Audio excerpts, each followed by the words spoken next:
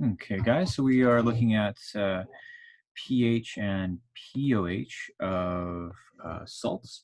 Last day we learned about a process known as hydrolysis, whereby salt dissociates into its ions, and then those ions may sometimes interact with water and ionize the water into either hydronium or to hydroxide. And that would cause a change in the pH and also the pOH of the water that the salt's being put into. So some salts are actually neutral, and some salts are basic, and some salts are acidic. So hopefully you've looked through a few of those questions, and we'll move on to a more specific question, which is dealing with specifically what would the pH be of a salt such as, let's say an example here, let's say a solution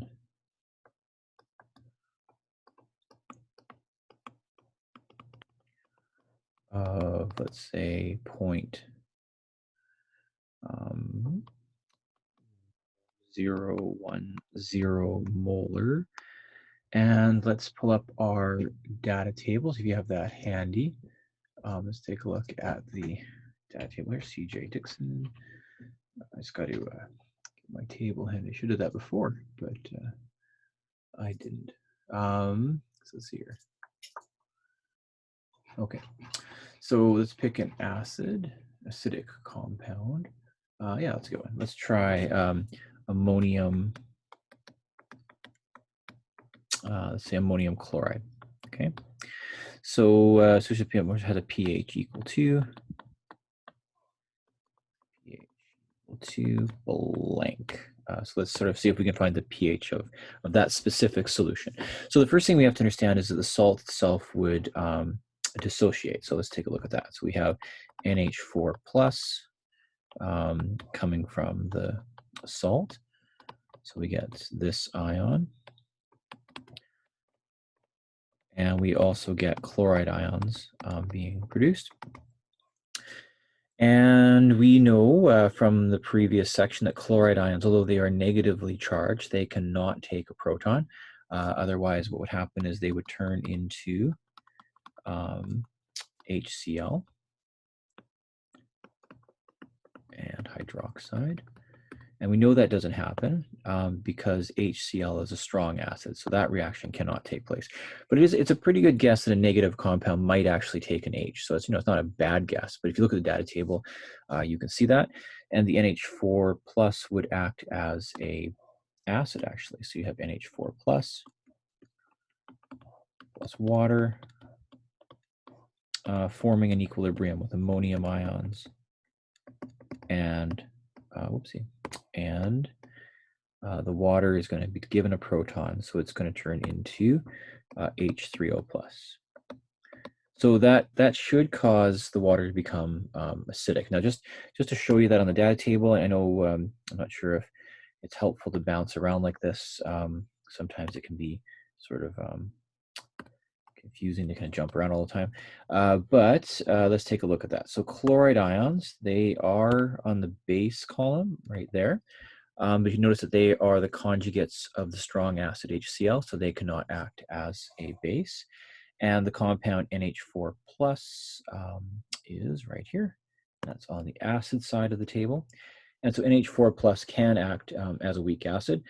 And we're going to need to know its Ka value, which is 5.6 times 10 to the minus 10. So I'm just going to write that in the margin over here. So 5.6 times 10 to the minus 10, because I'm pretty sure I'm going to need to know that. Okay, so I think what would be useful here is an ice table. So I'm going to set up my own little ice table here. And I know that the NH4 plus would have come from the salt right here, NH4Cl. And so as it dissociates, it would produce one H4 plus and also one Cl minus. So the initial concentration of that ion would be 0.010. The water is a liquid in the reaction, so we don't need to worry about it. Its phase state is liquid. And initially there would have been 0 NH3s and 0 hydronium produced from the ionization of that ion because it hasn't actually ionized yet. Now the change, of course, would be increasing by a certain amount to the left. sorry, to the right side, to the product side, and the reactant side would be decreasing. And of course, to determine pH and pOH, I think we're going to have to find out the hydronium. So let's make that X. And then from that, we can find a pH, and then of course use that 14 minus the pH to get the pOH. Okay, so let's say 0 to X is you're adding X's, you're adding X's, you're adding X's, but now you're subtracting an X, so you get 0.010 minus X.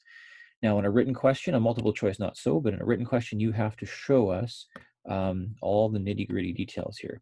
So we need to know a Ka expression for this, which would be the concentration of the NH3 multiplied by the hydronium's concentration all over the concentration of the NH4. And so, yes, you do need to show that actually.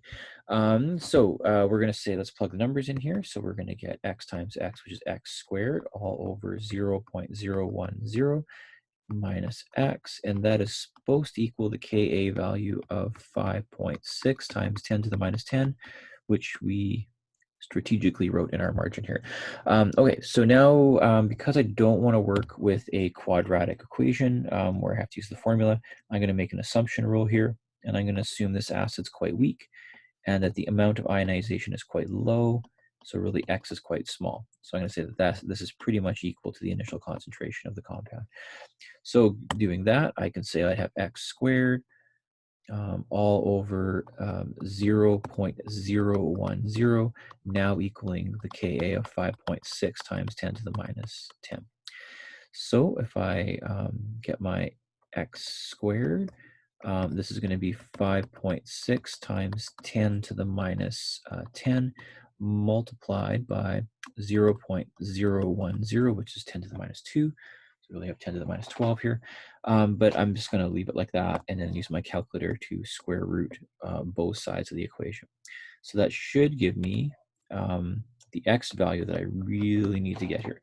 So 5.6 times 10 to the minus 10 multiplied by 0.01, and then I need to square, that's not 5.6, 5.6 times 10 to the minus 10 multiplied by 0.01, which is 5.6 times 10 to the minus 12, and I need to square root all that.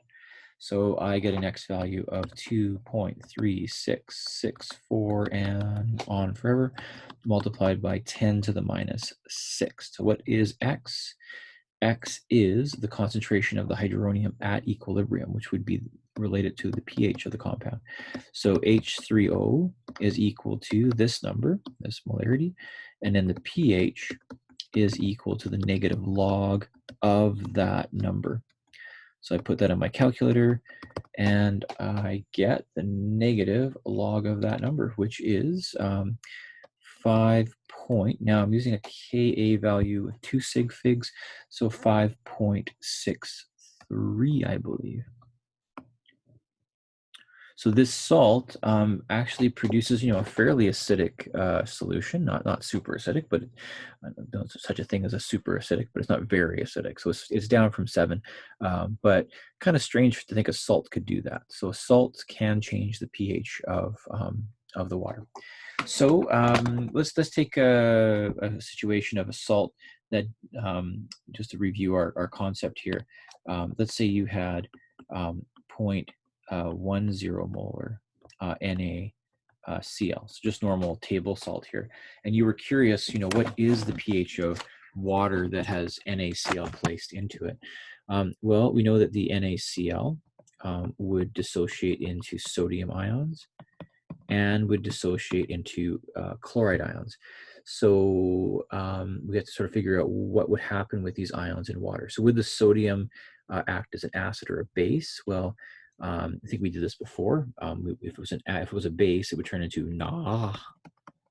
2 plus, which that is ridiculous. And it can't be an acid because it doesn't have any H's to give. So you go to chloride and you think, well, could chloride be an acid? Well, it has no H's to give, so it can't be an acid, but could it be a base? And that's actually, once again, fairly reasonable assumption. But as we saw above here, and we've done this, I think, 3 or 4 different times, the chloride is the conjugate base of the strong acid HCl, so it cannot act as a acid or a base for that matter. what is NaCl? What would the pH be here then? Well, since the pH is influenced by hydronium and hydroxide, and this salt does not change those numbers, then we would assume that the concentration of hydronium and hydroxide would be at 10 to the minus 7 each, because it would have come from the ionization of the water.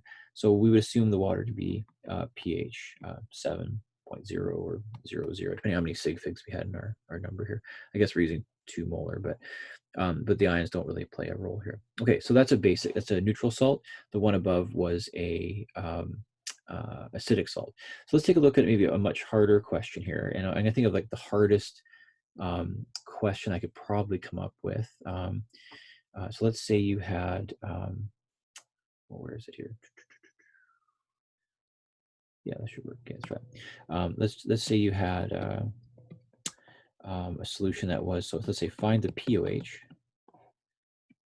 Let's say find the pH of, now I need to find this K value here. Sorry, give me 1 sec here.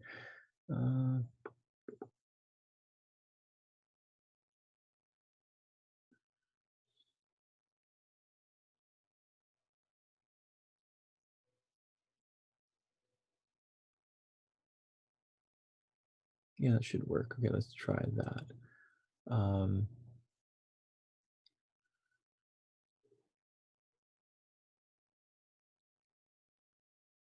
Yeah, okay. Let's see, the question was the pH of 0.010 molar ammonium, NH4, and let's go HPO4, 2 minus HPO4, H2, HPO4, that's 2 minus. Okay, so that's fairly complicated. So first of all, I guess we would want to understand the dissociation of that compound. So HPO4. So we know that that's going to produce ammonium, just like above in the very first question we did today. And we're going to get 2 of those, and we're also going to get some HPO4, 2 minus. Okay, so I've got 2 compounds here. I've got the NH4 plus that can act as an acid, and we saw that, so I'm not going to rewrite that one out again. But I also have this HPO4 2 minus, and that's a amphiprotic compound.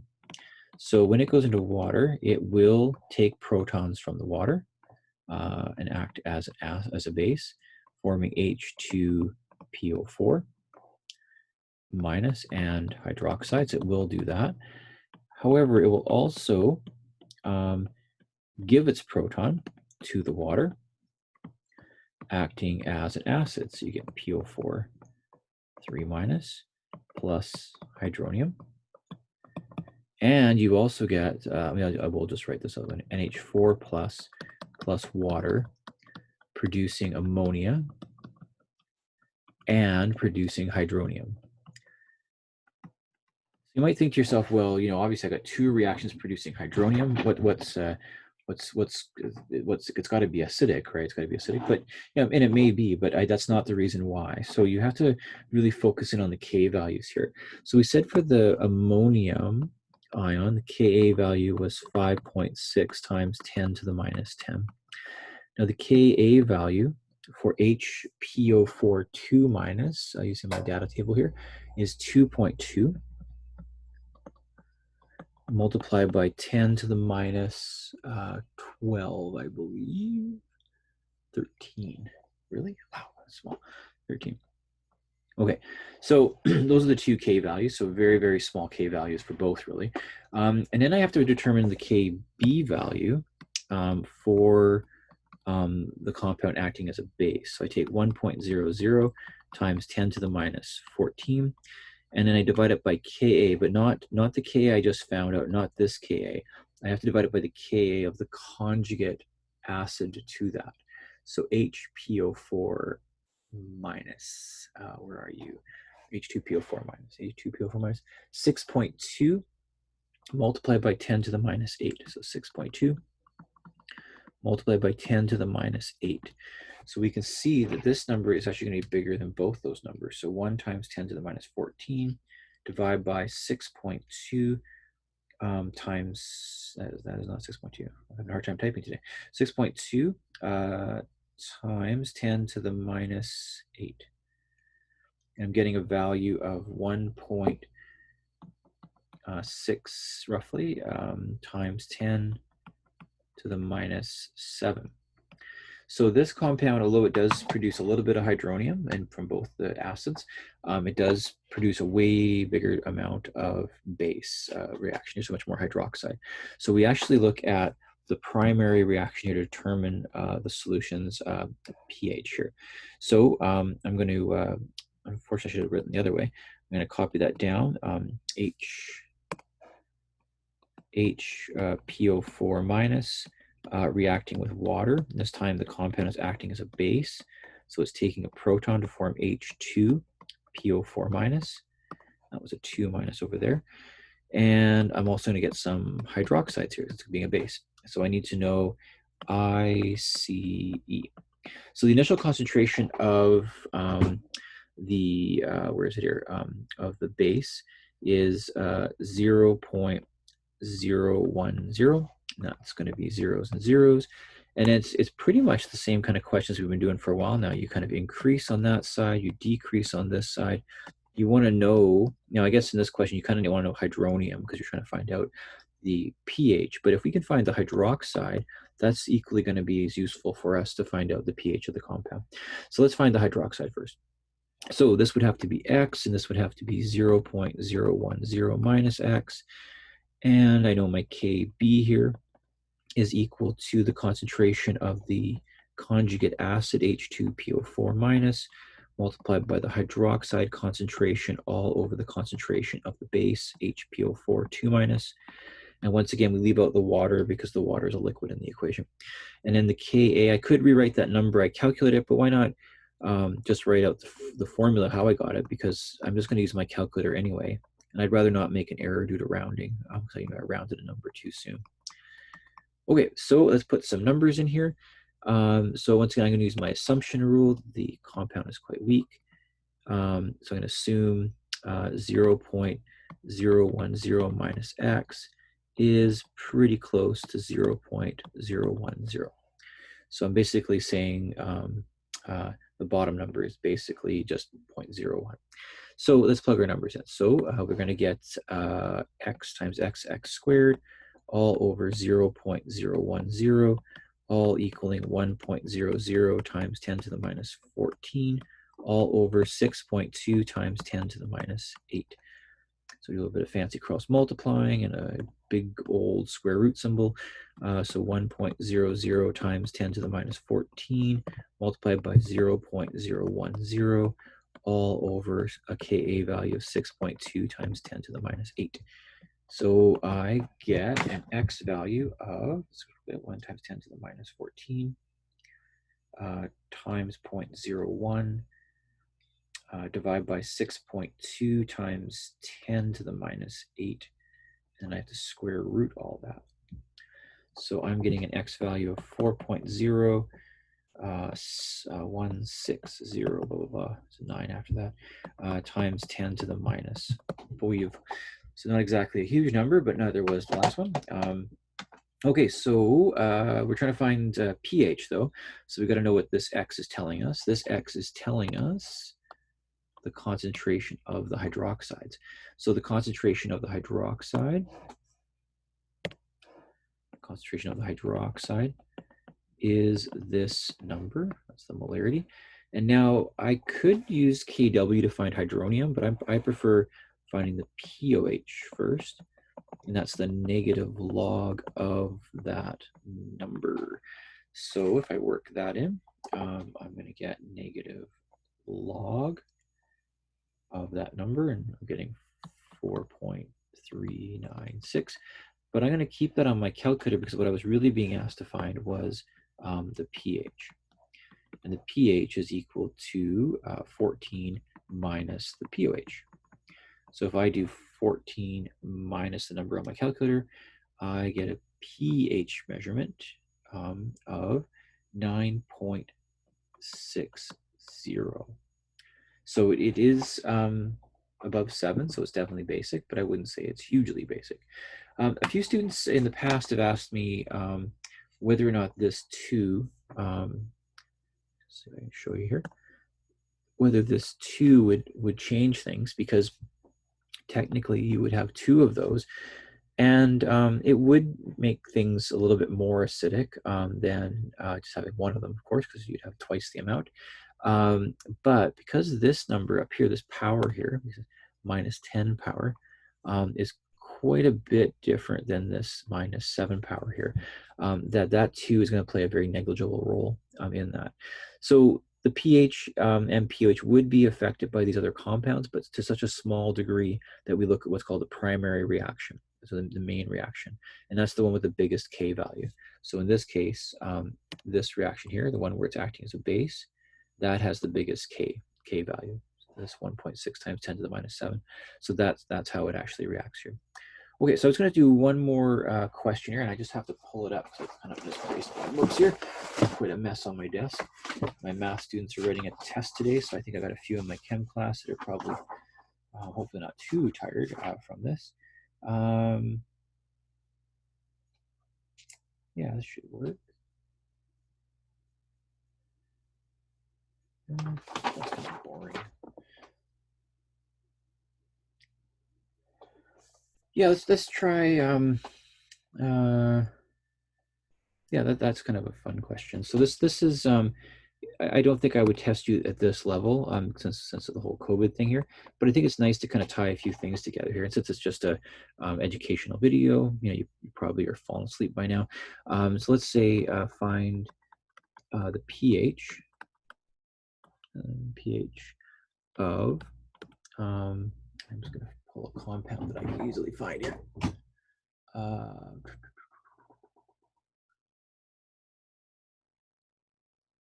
Oh yeah, there we go.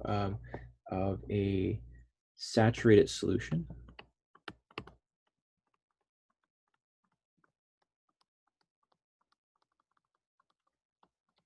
of calcium sulfate. I think that's going to be a fun one. Oh yeah, that's just got fun written all over it. There we go. Calcium sulfate. Okay, so find the pH of a saturated solution of calcium sulfate. Right. Okay, so that's tricky because there's no numbers, first of all. So there's nothing. So if you're a super keener, maybe pause the video and see if you could figure out how you would actually do something like that. It's always good to give some of you keeners a bit of a challenge here, but I will continue as we go on. Okay, so calcium sulfate. So what is it? Well, it's a salt, and if you have a saturated solution, that means you would have added so much calcium sulfate that you get this equilibrium existing where you have a certain amount of calcium ions and a certain amount of sulfate ions. Now, when we think of the calcium, we know calcium can't do anything to the pH of water. It's not an acid or a base. What about the sulfate, though? Let's say you took a look at the sulfate, and you thought, if I put sulfate into water, what would happen? Well, the sulfate is a weak base, so it would take a proton, forming HSO4 minus, and forming hydroxides. So it should create a basic condition. So we would say, first of all, this is a basic salt. I just don't know what degree it is in terms of how basic it really is. So in order to do that, I would have to maybe set up an ice table, and I would want to know the concentration of the hydronium, so I could find pOH, and then from that I could easily find pH. Oh, I actually, when I wrote the question, I missed the key part of the question. I just saw that. Find the of. This is why I never became an English teacher. I could work with numbers, okay, but writing was not my strong point. So find the pH. How about that? Find the pH of a saturated solution of calcium sulfate. Okay, so I know already from many questions, these are zeros, and I know that this is X. I know that's X, and down here seems to always be X, and I'm going to write this assumption at some point. And even over here, I know that's minus X. But what I don't know right now, what seems to be the tricky part, the stumbling part for me, is that number right there. If I could find that number, off to the races, Bob's your uncle, and whatever other catchphrase you want to use here. So let's take a look at calcium sulfate. So first of all, I'm going to take a look at the very first reaction I wrote, which is this one, which would have a KSP expression of calcium ions multiplied by the sulfates. And that would allow us to figure out how much sulfate we actually have here, but I'd have to have a number for all this. So on our dad table, if I pull that up, calcium sulfate is calcium sulfate, 7.1 times 10 to the minus 5. Okay, and I guess this would be x and x, so really x squared would equal this number. So I square root both numbers, and I get an x value of, so 7.1 times 10 to the minus 5. And then I want to square root that number. So I'm getting 8.426 blah, blah, blah times 10 to the minus 3. So you could make some mistakes here by not carrying the right number of decimals here. So I'm going to, actually, you know what? That was a bad choice. I'm going to just go back here and just say this is not x, because we have x in our equation here. So let's call it something different. Otherwise, I get this sort of strange feeling. So let's call this y squared. So y is equal to that. So that's really our y value here, right? So down here would really be y minus x then. Okay, so now we're off to sort of Ka land here. So we're going to look at our Ka expression. That would be equal to the concentration, actually Kb, I guess, Kb land. So let's get rid of the blue. I like blue instead. So I'm going to say the Kb would be equal to the concentration of the HSO4 minus multiplied by the hydroxides divided by the concentration of the sulfate. And that, I need a little more room here to work, so I'm going to scan over here. That would be equal to x squared all over 0.0. Actually, we said no. We said we didn't know that. It's y. All over y minus x. Okay, and that should equal 1.00 times 10 to the minus 14 all over the Ka value of HSO4 minus. What's that number? HSO4 minus. So HSO4 minus,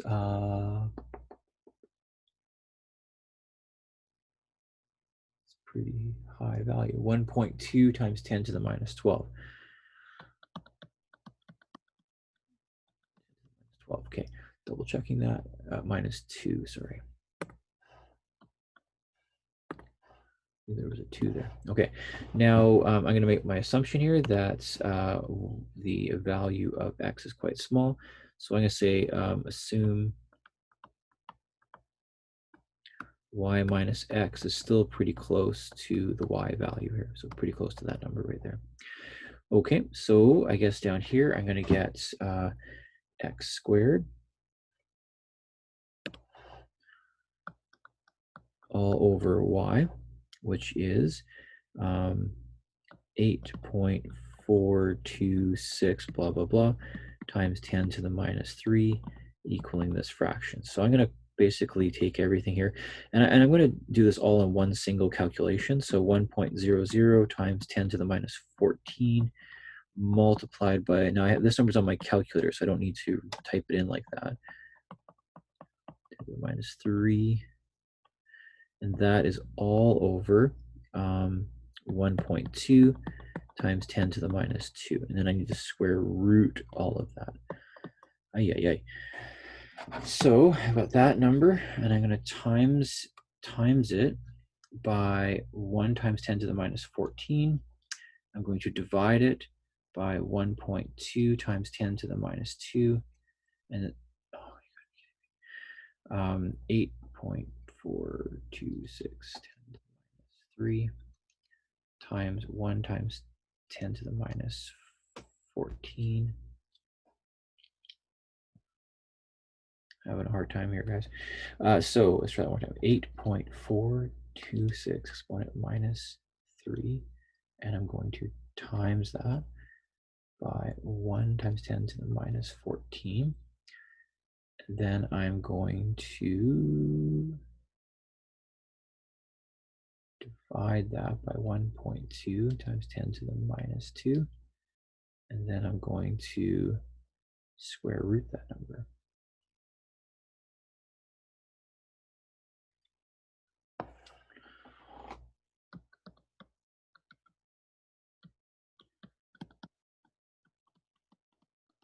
I'm going to pause the video here because I'm falling asleep, and I think I might have made a mistake here.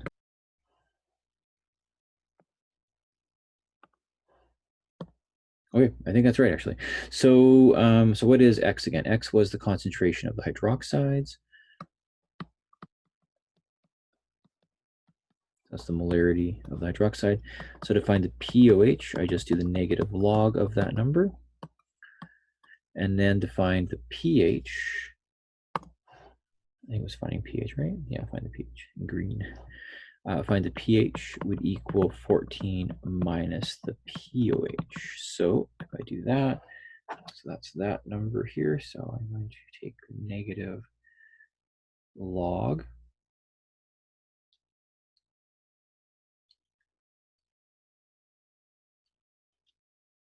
that number, and then I do 14 minus that number.